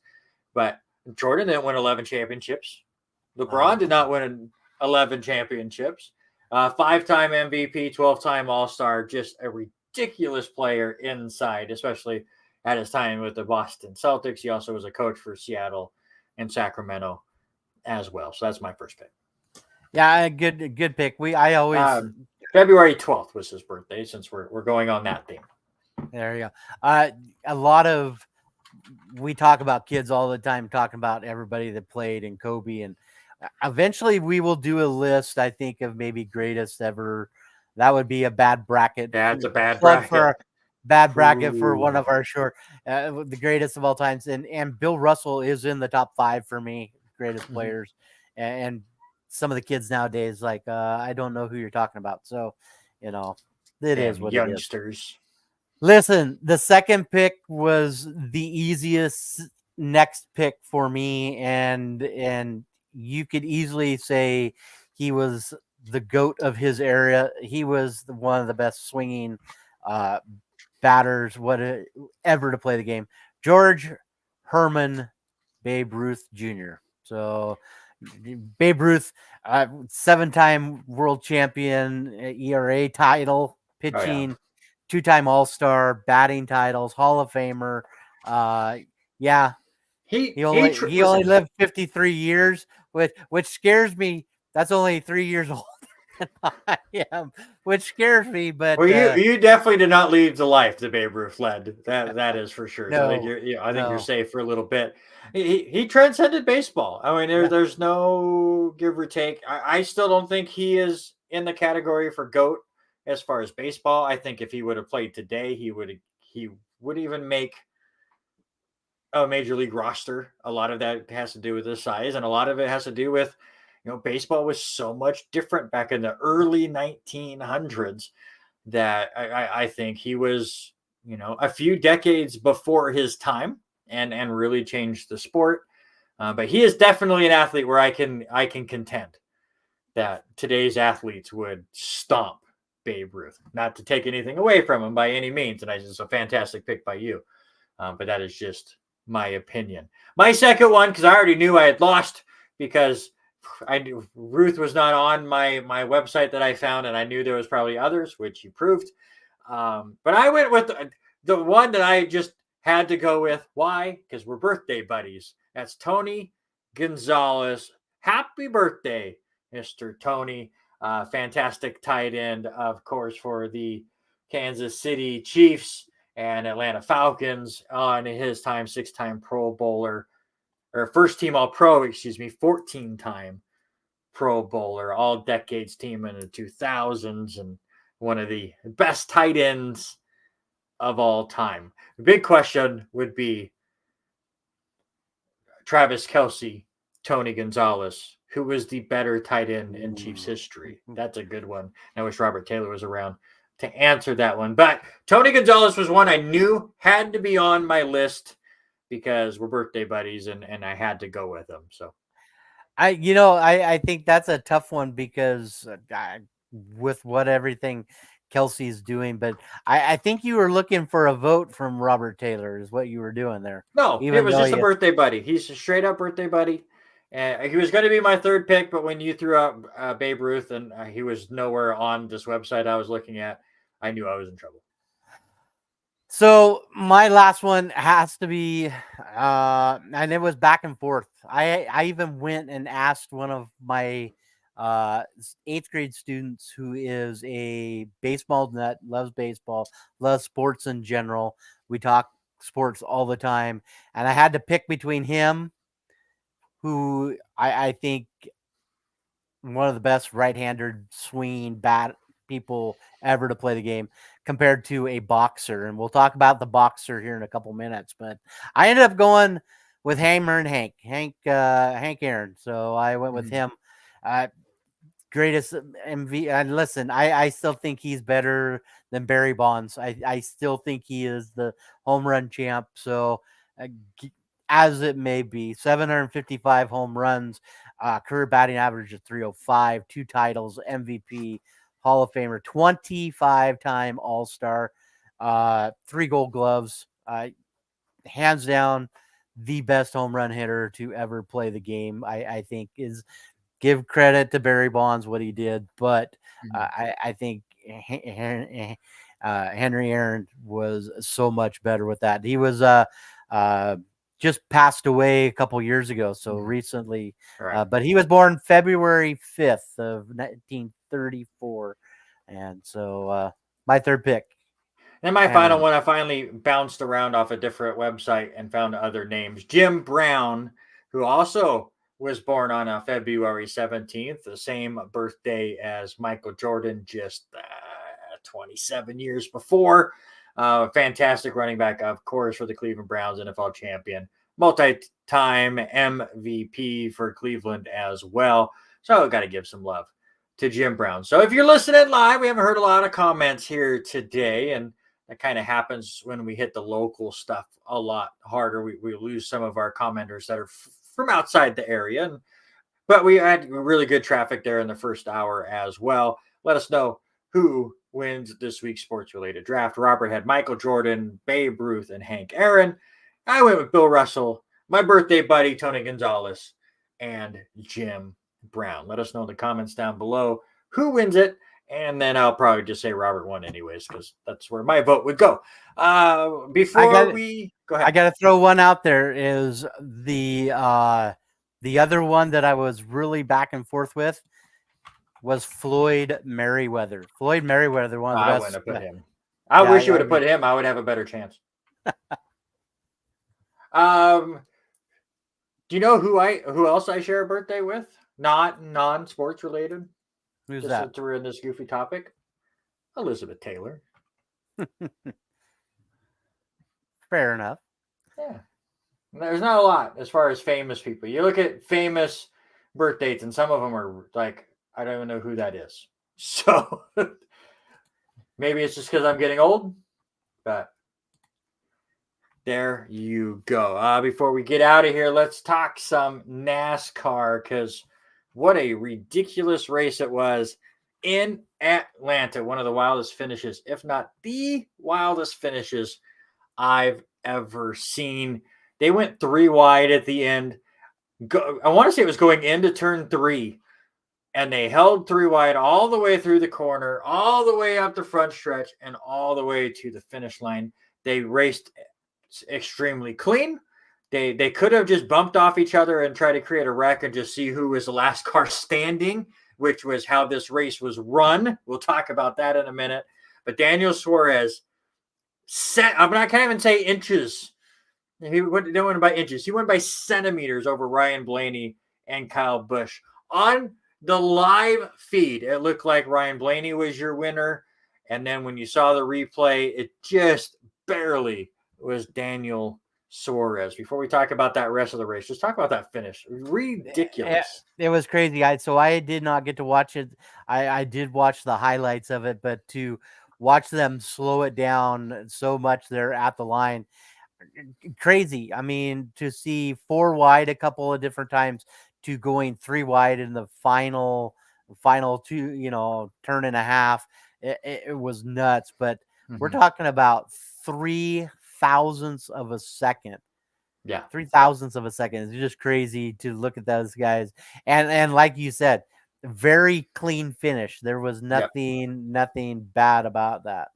No, this race was really interesting. I hated what they did with Atlanta a couple of years ago when they made it a faux restrictor plate race, where they did put restrictor plates in the cars and they brought it down, but it didn't run a lot like your normal Daytona and Talladega. Everyone was running at 170 miles an hour. But over these last couple of years, as the track has gotten a bit older, I feel like the racing has gotten a lot more interesting. You have to actually lift now. It's just not full throttle around, and everyone just kind of goes slower than what they used to do. There's actual driving involved in this one, and you really saw what happened is everyone got into wrecks because everyone is much closer together with the restrictor plates, but because of the handling of the cars and everything kind of just getting a little washy in there, 5 cars left that race not being involved in a wreck. 5. When I saw it, I watched it. That was a funny thing. They brought it up with 39 laps to go. They had 7 cars, and it was like they jinxed them because within the next 15 laps, both of them had gotten in wrecks. Well, yeah, I mean, it's just one of the things where they're like, usually here's the cars that were involved in a wreck. They just, it's a lot easier to say which ones were not involved. 16 cars get involved in a second lap wreck, and it's barely even the second lap. They just crossed the start finish line when it happened. But you know what? Give full credit to this new NASCAR car package. I hate it in the short track still. I feel like they've ruined Bristol for me right now. But I listened to a guy on YouTube. He does more NASCAR video game stuff. But he talks about these races, and I think he nailed it perfectly. These new cars are tanks. Because again, all but 5 cars got into a wreck in this race. Most of them still finished. And several of them, including Daniel Suarez, who was in the wreck in lap 2, looked totally fine after those wrecks. So they can take a beating and continue to run well, and it doesn't just end your day. No, and you say that, even one guy that they had brought up, Chase Elliott, he was part of that stuff that went down in the very in that second lap, and he was so heavily taped on that left side that it was nuts that he was getting the same performance, driving that car around the track. Yeah, I think he ended up wrecking 3 times in that race, and still was going by the end of it. They go to Las Vegas this upcoming weekend, so we will see what happens there. One topic that I had wanted to get in when hopefully we had Zach Eastman on, that just did not happen today, was the stuff going on with college basketball right now. We've had this conversation before, but now we have a situation in a Duke basketball game where a player gets hurt as the opposing fans are storming the court, and all of the Duke players and coaches have to go out there and try to create a human shield around them to be able to get him off the floor. And I heard so many excuses and so many, well, they're college kids and you can't contain their excitement, and you can't keep them off the floor. And yes, alcohol is definitely going to be involved more in a college situation than my example. But I hate that as an excuse. Other college kids, just whatever. Keep them off the floor. It's not that hard. Like, at least until the players leave. Like, allow the other team to leave, and then you can go celebrate with your team. Like, you don't have to storm the court the moment the buzzer ends. I know a lot of people want to do that, and a lot of people are very excited. However, and one thing that I will praise the kids here for, Golden Throne has that much atmosphere, if not more.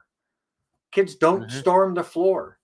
Not at the end of the basketball game, or not when the Golden Throne is awarded. There's no storming of the court. A lot of it has to do with you announcing it several times at the end. Everyone, stay on your bleachers and don't storm the court. And you try to tell them not to go to the Golden Throne afterwards, and then nobody listens at that point. But what can colleges do? Because we've talked about it before. This is a safety risk. We're surprised it doesn't happen as often, but there are stories out there of players just getting punched by opposing fans as they're trying to get off the floor. And we saw Caitlin Clark get into a bit of a collision with a fan storming the court as well. What can these colleges do? Or should they even do anything? Do you disagree with me?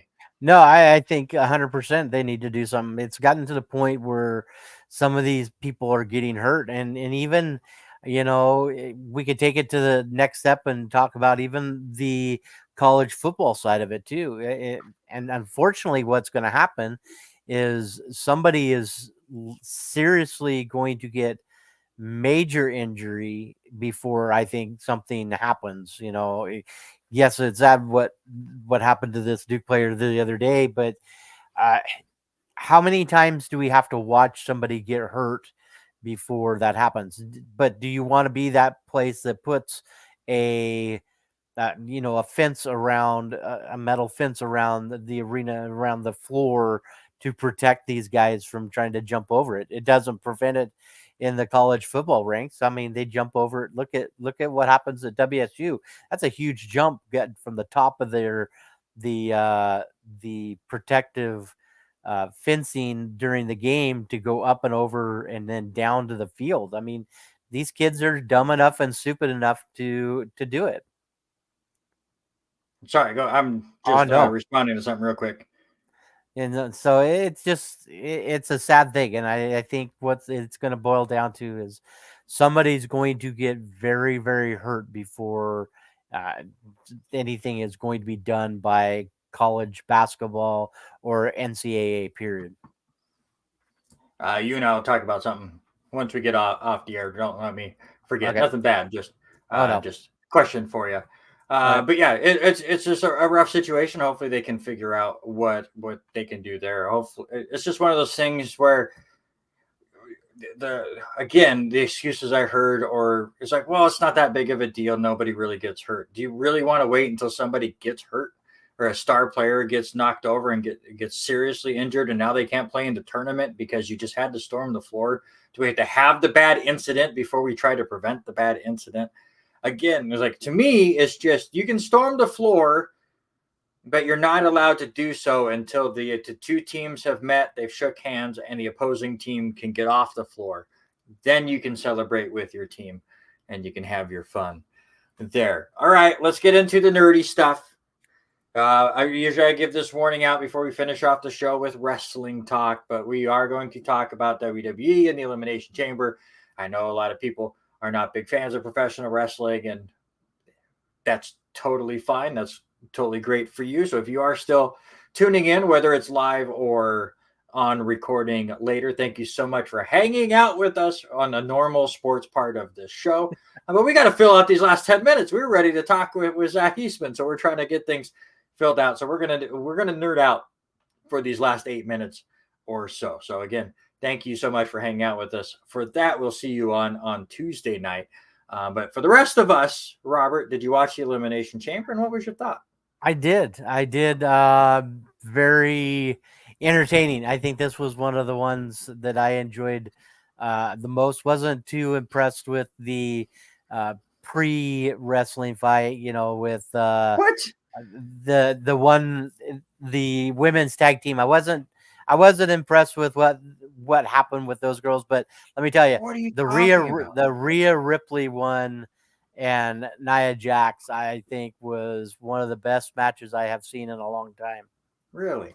Mm-hmm. I thought that match was okay. I really loved the Kabuki Warriors against Candice LeRae and Indy Hartwell. I thought they played it up with the crowd extremely well. Obviously, Indy from Australia, and for those that don't know, this was in Perth, Australia, so they really played it up. It started at 2 a.m. in the morning on Saturday here. Luckily, it was one of the nights where the Lancers was open a bit later. So I watched up until the beginning of the men's chamber match at work, waiting for players to get their gambling out of their system. I loved that pre-show match again because it's on the pre-show, so it's whatever. It was an old school style match where the entire crowd was ready to explode for Indy to get in there. The two heels cut the ring in half with Candice LeRae. They teased the hot tag several times. They finally let her get in there and run wild. And of course, the bad guys were going to win because the Kabuki Warriors are the more established tag team right now. I thought it was a very solid match. I think your match of the night was the women's elimination chamber match. For me, what they were able to tell story-wise, I know a lot of people are complaining that this entire show was predictable, but we're a month away from WrestleMania. They're not going to shock us with the road to WrestleMania. We're in the middle of it. We know where we're going. We know the players involved. We know which matches most likely are they're going to get to. They teased a few that they're going to add to the card, but the main stuff, we know what's coming. Yeah. So you're not going to get shocked there, but they're telling the story. But I just have to give the shout out, the MVP of the entire show, Tiffy Time, really coming up big time on the main stage. I don't know, a lot of people don't know who she is if you don't watch NXT. I just watched the highlights of NXT, but Tiffany Stratton just got called up less than a month ago. She was phenomenal in this match, and Perth absolutely loved her. I thought she was phenomenal in that match. Yeah, she's going to be that next star. I think she's the one that's going to really make things difficult now for the storyline with Bianca Belair and those things, because I see her as being that next big champion for WWE. So excited to see what she does. But oh yeah, hands down, even with what all of those women did inside that chamber, it is nuts, throwing their body around from where they're at. Becky paying homage to Razor Ramon with her outfit. That was a cool thing too. Yeah, and the one big thing that you take away from this is WWE is really pushing the global aspect of their PLEs now, and it just shows with crowds that don't get to see this product live very often, especially for a big event like this. That place was pretty packed. It's tough to fill every seat in you and I watch Aussie Rules football in a cricket stadium. It is tough to fill all those seats. At the main, I'm blanking now on what MLG. In Australia, you can have over 100,000 people just in the stands alone. That's not if you had seats on the field as well. So those places are absolutely massive, and they packed it out pretty good. I thought it was a good show. I thought it was a lot of fun getting on to the road to WrestleMania. They built a lot of stuff, especially with a lot of people that were supposed to be there that could not. I know Bronson Reed, who's also Australian, was supposed to play a bigger impact on the show. He was actually supposed to face Seth Rollins, apparently, according to rumors, but then Rollins had his injury to his knee and had to be sidelined for a bit. And then Bronson Reed's wife had a kid right before the trip, so he was unable to make it. And congratulations to them. So again, I thought it was a pretty good show, and I'm very excited now to get all pumped up for WrestleMania. A couple other quick news for you. Yeah, a couple. It's finally official. We've known for, as far as the Bantam side, have known for close to a month and a half. But Carter Steinwan finally signed his letter of intent to play football for Whitworth and become a Whitworth Pirate up in Spokane. So congratulations to him as he signed yesterday. And I look forward to trying to make a couple of trips up to Spokane and watch them play up there. But sir, we are down to, well, it's leap year, so the day changes a little bit. But Aussie Rules football starts next week, man. Yep. We have to do a quick preview on that. First match is Thursday, March 7th. So expect an Aussie Rules football preview from us. Maybe we'll get Eric Watkins to hop on real quick. Give us his expertise.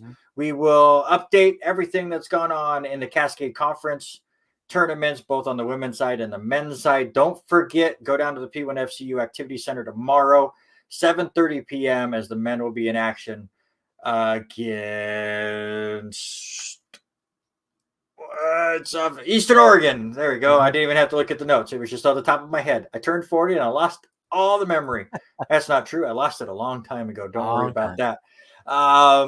So we will hit on that. We will talk about the Clarkston Bantams and what they were able to do at state, along with some of the other local teams. We'll talk about what happened at Idaho State, see if Lapwai is able to go ahead and get back on top of that mountain, even though Zach Eastman completely ran from us today. No, he's just busy, and no, I totally get it. He messaged me. He said they had practice run a little long, and so he apologized. Okay. He did not make it. That's so right. We will have a make-up date with Zach Eastman. No problems there. We will hit the NL East as far as Major League Baseball previews go. We'll see what other players got franchise tagged. We'll have all sorts of stuff. We'll get some more guests in here. We're going to have a good time here on the R&R Sports Report. It was a fun show. One more time, I'd like to thank Brooks Malm for hopping on for like the first 40 minutes of this program. Appreciate him very much for giving us his thoughts on the previous season for Lewiston basketball. But that's going to do it.